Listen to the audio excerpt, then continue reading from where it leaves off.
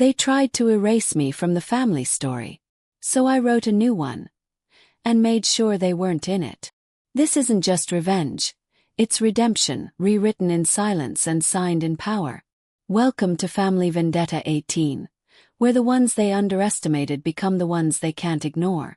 If you've ever been pushed aside, told you're not enough, or watched your own family smile while shutting you out, this is your channel. These stories aren't about hate. They're about quiet power, long games, and epic comebacks.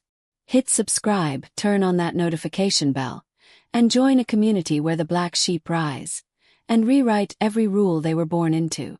Because here at Family Vendetta 18, we don't get even, we get better. The invitation was nowhere to be found. Amelia Carter stared at the gold-embossed envelope sitting neatly on her sister's marble kitchen island during a casual Sunday brunch. She wasn't supposed to see it, but it was hard to miss something that sparkled that much. Carter Centennial Celebration. St. Celeste Island. For family, by blood, by legacy. The words were printed in bold serif font, like a royal decree. Except she hadn't received one. At 34, Amelia was no stranger to being left out. She was the only Carter sibling who didn't go to Harvard Law, who didn't play tennis at the club, and who didn't have framed degrees lining the hallway of her Beacon Hill brownstone. Because Amelia didn't have a brownstone. She had a loft in Chicago filled with laptops, whiteboards, and interns trying to change the world. When she asked Victoria, her older sister, about the invitation, the answer was smooth and sharp, like every courtroom statement Victoria had ever made. "Oh, Amelia, this isn't really your scene. It's for the partners, the legacy builders." Legacy. That word again. To the Carters, legacy meant suits, tradition, and dinners with last names that opened doors. It didn't mean online platforms or digital classrooms for senior citizens. It didn't mean Amelia. She laughed quietly that evening, curled up on the couch in her sunlit apartment, laptop glowing. Legacy, she typed, pulling up the back-end analytics of her edtech platform. 5.4 million active users. 12 government contracts. Series C secured. Apparently, Legacy didn't know what it was missing. But Amelia had learned not to argue. She stopped trying to explain success to people who only saw it through silk ties and stock portfolios. Instead, she watched, observed, and waited. Like she had her entire life. The Carter family called her quiet. They didn't realize quiet could be strategic. That night, sipping tea, her fingers hovered over her phone. She made one call, then another, then sent a secure wire. By midnight, St. Celeste Island belonged to her. Purchased in full through a holding company no Carter had ever heard of. Renovations would begin immediately. New staff, new event agenda, new guest list, no press releases, no announcements, just silence. Let them plan their perfect little legacy weekend. Let them think they own the spotlight, the stage, the script. Amelia would let them write the opening act. She would own the finale. Let them think they still own it. For now, Amelia Carter stepped off the helicopter just after dawn. The sky over St. Celeste Island burned a soft peach as the rotors slowed behind her. She was dressed in loose khaki pants and a crisp white shirt, the kind of outfit that said, "I own the place but don't need you to know it yet." A sleek black SUV was already waiting for her at the helipad, driven by Maria, her longtime chief of staff and the only person who knew the full extent of what Amelia was orchestrating.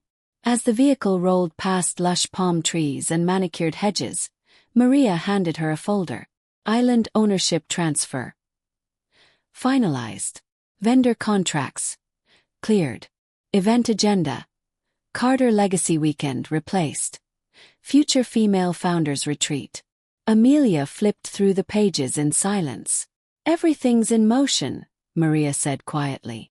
"Renovations will be completed on schedule. The ballroom is now a pitching arena. The East Wing villas have been reassigned to founders and investors. Staff's been retrained. And..." She hesitated. "Your family still has no idea." Amelia's lips curled into something between a smile and a battle cry. "Good," she said. "Let's keep it that way." They passed the main lodge, a colonial structure her father once called the pride of the Carter estate. It was now fitted with biometric locks, solar panels, and banners that read, "Own Your Legacy," a conference for visionary women, but only in the back. The front still bore the original Carter crest. The illusion had to hold. Just a little longer. Later that afternoon, Amelia sat at the head of a long teakwood table in the island's control center. Formerly a wine cellar, now a war room of logistics. Screens displayed guest lists, contractor progress, and flight logs. Victoria's name blinked on the incoming ferry manifest, alongside their father, Edward Carter, and their mother, Madeline. Dozens of other names followed. Board members, legacy law partners, hedge fund representatives, and media elites. All coming for the Grand Carter Centennial Gala. Except now they'd be attending something very different. "And the main stage?" Amelia asked. Maria smiled. "Rebuilt. Acoustic paneling. Full LED backdrop. Your keynote slides are ready." And the Carter family. Maria didn't miss a beat. "They'll still believe they're the hosts, until the moment they aren't." Amelia leaned back, eyes focused on the monitor where a drone camera circled over the private marina. Staff in fresh uniforms were rehearsing a welcome ceremony, one that would shift the spotlight exactly where it belonged. Her. The plan wasn't revenge. Not really. It was restoration. For every time she'd been laughed out of a room for building apps for old people. For every fundraiser her family skipped because tech isn't real impact. For every magazine cover her cousin landed just because of a last name she shared but a legacy he never earned. She didn't need to scream her success. She would let them walk into it, drown in it, be surrounded by it. The day before the event, Amelia took a quiet stroll along the cliffside path at sunset. The ocean below roared like it had something to say, and she listened. She remembered the last time she'd been on this island. 25, unsure of herself, still pitching to VCs who called her sweetheart and told her to get a co-founder with a suit. Her own uncle once told her, "There's no space for tech in this family. Try something safer." That night, she cried alone in the guest house while the rest of the Carters toasted tradition in the ballroom. Now that guest house belonged to her. So did the ballroom. So did the island. And the tradition. She was rewriting that too. Tomorrow they'd arrive. Cameras ready. Smiles polished. Toasts prepared. They would have no idea that every inch of the island had changed hands. That the very land beneath their Gucci loafers no longer answered to them. And by the time they realized it, it would already be too late. The moment they realized, the crown no longer fit. The morning sky over St. Celeste Island was cloudless, the kind of blue that begged for photographers. Amelia Carter watched from the balcony of the main lodge as luxury yachts pulled into the harbor one by one. Every guest was dressed to impress. Sharp tuxedos, couture gowns, diamonds that sparkled harder than the ocean. They came believing they were attending the Carter family's most exclusive event in a century. And not one of them realized they were stepping onto her island. Down at the dock, a long red carpet had been rolled out. The welcome banner still read, "Carter Centennial Celebration," a design Amelia had personally approved, knowing exactly how misleading it was. She took a sip of coffee, letting the moment settle. "Are we ready?" she asked calmly. Maria, standing just behind her with a digital clipboard, nodded. "Yes, Ms. Carter. The welcome team is in position. The guests are being escorted to the garden terrace for champagne." Amelia turned, walking with unhurried grace down the staircase. Her white linen jumpsuit flowed with every step, elegant and understated, a contrast to the gaudy jewels flashing below. Power didn't need to shout. Not today. At the garden terrace, her family had already arrived. Victoria stood beneath a floral archway, orchestrating social greetings like a conductor. Their father, Edward, posed for a photo with a hedge fund billionaire. Their mother, Madeline, was already on her second glass of Prosecco, laughing a little too loudly. They still believed this day was theirs. Until the first ripple hit. "Excuse me," a staff member said, approaching Edward. Miss Carter has requested your presence at the South Lawn in 10 minutes. He blinked. My daughter. She's here. The woman smiled politely. Yes. She's the keynote speaker. There was a pause. Long enough for Victoria to turn her head. Keynote, she repeated sharply. The staffer only smiled again. You'll want to be seated for the opening announcement. 10 minutes later, the crowd settled under an open-air tent lined with LED panels and glowing lanterns. Champagne flutes clinked. Confused murmurs passed between guests. Then the lights dimmed. A single spotlight hit the stage. The massive screen behind it lit up with the words, Redefining Legacy. A conversation with Amelia Carter. The audible sharp eyes turned, and Amelia stepped into the light. Not as an afterthought, not as a footnote, but as the force behind the entire event. She stood center stage, calm and commanding, scanning the sea of stunned faces. Her voice, when it came, was clear and measured. For years I was told I didn't belong, that I wasn't building the kind of legacy that mattered. I was left off guest lists, dismissed in boardrooms, forgotten in family photo spreads. But while the world celebrated inherited success, I was busy creating real value. And today I welcome you, not to a gala for the Carter legacy. A pause. But to the opening ceremony of the future female founders retreat, held on the island I now own. Stunned silence, then gasp, murmurs. Heads whipped around toward Edward, Victoria, Madeline, whose frozen expressions were now under the full heat of exposure. Amelia continued, eyes never flinching. This island, this event, this entire production. I designed it, funded it, built it. You walked into this thinking you owned it. But what you own, she leaned in, is the past. The screen behind her flashed images. Amelia in tech conferences. Headlines of funding rounds. Pictures of senior citizens learning tech using her app. Forbes covers. A New York Times feature titled, The Quiet Builder Who Bought the Island. She ended with a mic-drop smile. I wasn't invited. So I created the guest list myself. And the audience, they stood. They applauded. Some for her courage. Some because they knew the tide of power had shifted. The Carters had just been publicly outmaneuvered. And they couldn't stop what was coming next. Legacy is earned, not inherited.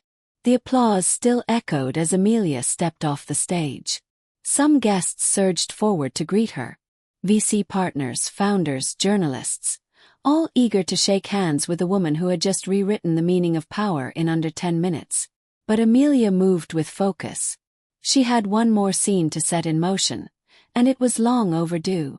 Maria was already waiting near the marble courtyard, holding a thick leather folder. Her expression was unreadable. They're inside, she said softly. Amelia nodded. Inside the private meeting lounge, once a Carter legacy room lined with ancestral oil portraits, now held only silence and tension. Edward, Victoria, and Madeline sat around a heavy oak table. They looked smaller somehow. Not physically, but diminished, cracked, disoriented. Like statues starting to chip under their own weight. Victoria spoke first. You planned all of this. Her voice trembled. The entire island. Amelia sat across from them, calm, controlled, her every move surgical.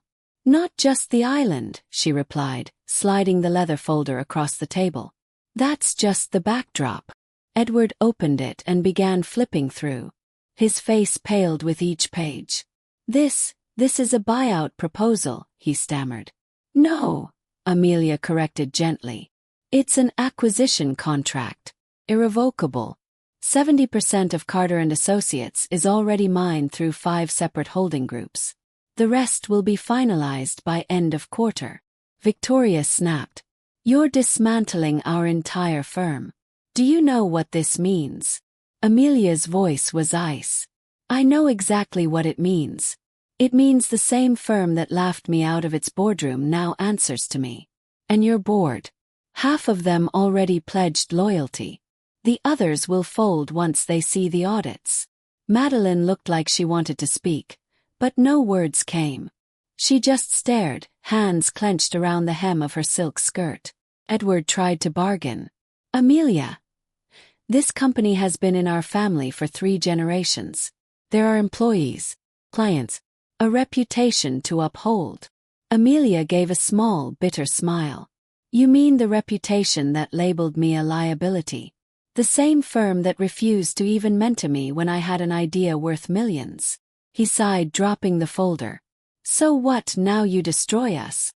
She leaned forward, calm but razor-sharp. I'm not destroying anything. I'm simply collecting what I built while you were busy pretending I didn't exist. The Carter name in finance doesn't belong to you anymore. Belongs to me. Because I earned it. Victoria stood, red with fury. You can't just erase our legacy with a few contracts and a tech platform. Amelia stood too, taller somehow, her voice cutting through the air. You erased it yourselves. Every time you chose appearances over substance. Every time you chose exclusion over evolution. This isn't revenge. It's reform. And you're lucky I'm offering a graceful exit. She pulled out 3 sealed envelopes from her purse and placed them on the table. These contained severance agreements, transition terms, and my expectations. Sign them and you'll keep your dignity.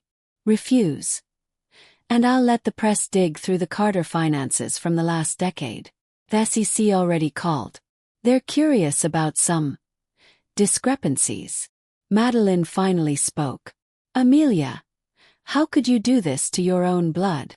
Amelia's expression didn't change.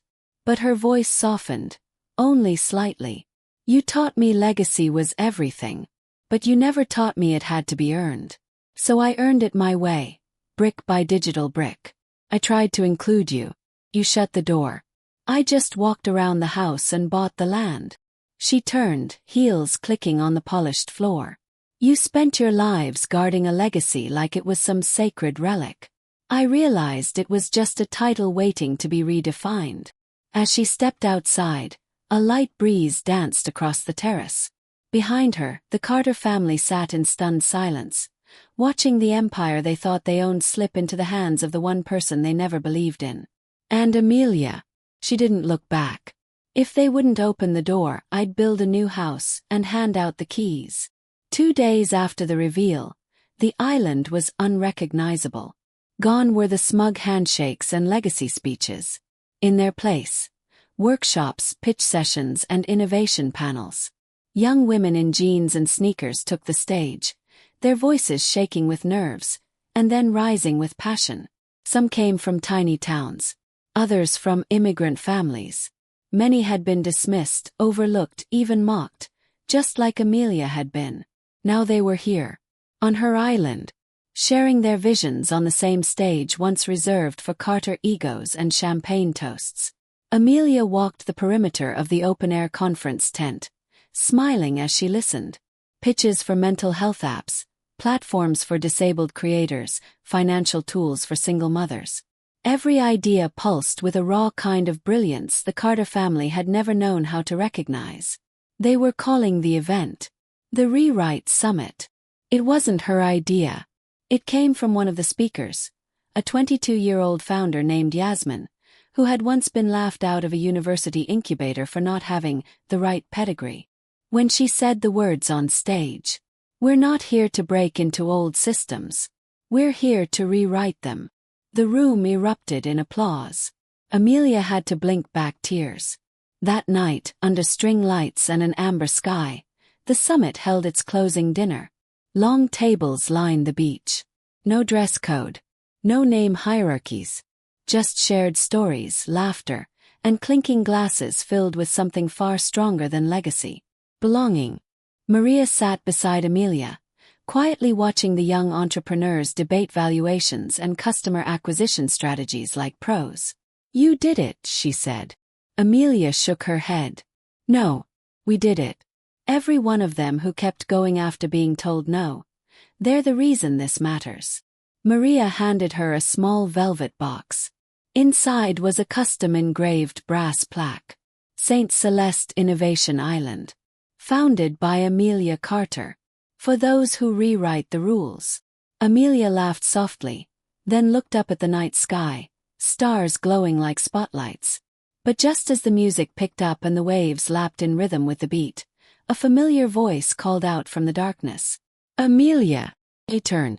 Edward stood there, her father, in a simple white shirt and dress pants, no tie, no posture of power. Just a man. Older than she remembered. Behind him, her mother and sister stood further back, uncertain, hesitant. I didn't come to reclaim anything, he said. Just to say we were wrong. I was wrong. Amelia didn't answer immediately. He stepped closer. I used to think legacy was what you left behind. But it's what you build forward, isn't it? She finally spoke. It's who you lift as you rise, she said. It's what you protect when no one's watching. He nodded slowly. You've built something extraordinary. Amelia smiled faintly. I built what I needed when you wouldn't let me in. Beat of silence. Would you let us see it? Not the power. The purpose. She studied him. Not as a father. But as a man trying to unlearn everything he thought he knew. Only if you're willing to sit in the back this time, she said, half smiling. He laughed. Genuine, small, almost sad. That's more than fair. Amelia gestured toward the tent. Come on. There's a panel starting. 3 teen founders from Detroit. They've already built a social app with 100K users. He blinked. Teenagers. He grinned. Legacy 2.0. And just like that, they walked together toward the new future. One not inherited, but earned. Shared. Rewritten. Success isn't about proving them wrong. It's about proving yourself right, and giving others a reason to believe they can too. 1 week after the Rewrite Summit, headlines filled every major business outlet. She wasn't invited. So she bought the island. Amelia Carter rewrites the Carter legacy and tech history. Innovation Island. A new future begins. Photos of Amelia at the summit's closing ceremony. Barefoot on the sand, handing a check to a 19-year-old AI developer from New Orleans, went viral. Not because of the money, but because of the way she looked at that young woman. Like she saw herself in her. 'Cause she did. The last day on the island was quiet. The banners had been taken down. The stages dismantled. The laughter and ambition had moved on, but the energy lingered. Like something permanent had shifted in the air.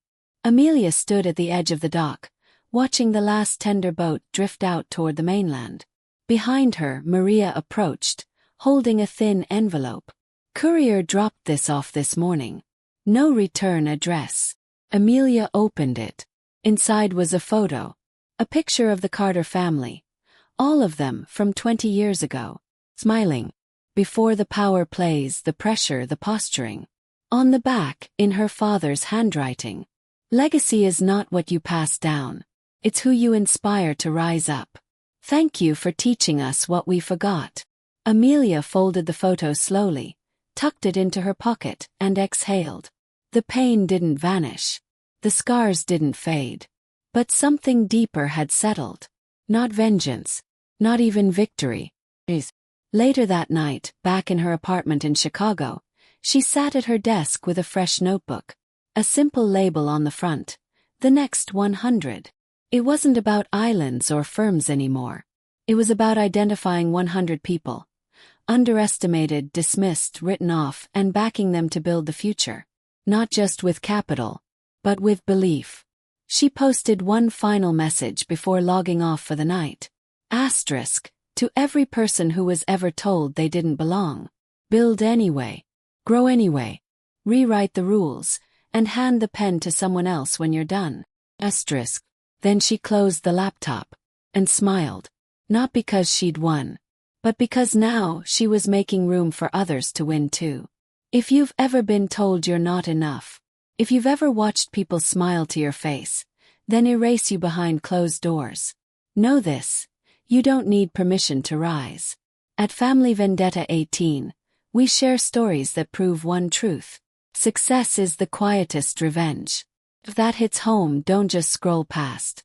Hit subscribe, leave your story in the comments, and share this with someone who's ready to rewrite their own legacy. 'Cause here, we don't just tell stories, we start revolutions.